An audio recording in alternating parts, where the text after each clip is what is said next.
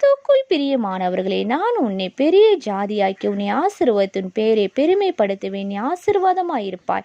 ஆதியாகமம் 12:2 தேவன் நம்மை ஆசீர்வதிப்பதே அவருக்கு பிரியம்.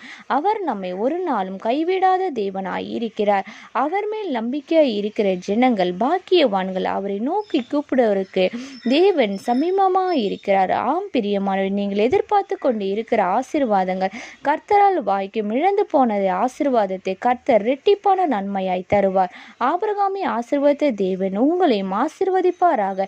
இந்த சத்தத்தை கேட்டுக்கொண்டிருக்கிற சகோதர சகோதரி, ஏன் என் வாழ்க்கையில் ஆசீர்வாதங்களை காண முடியவில்லை என்று சோர்ந்து போய் கண்ணீரோடு கவலையோடு இருக்கிறீர்களா? இயேசு உங்களை பார்த்து சொல்லுகிறார், சீக்கிரத்தில் உங்கள் வேலையில் உயர்வை காண்பீர்கள். இயேசு உங்கள் தொழிலை பெருக பண்ணி அதை ஆசீர்வதிப்பார்.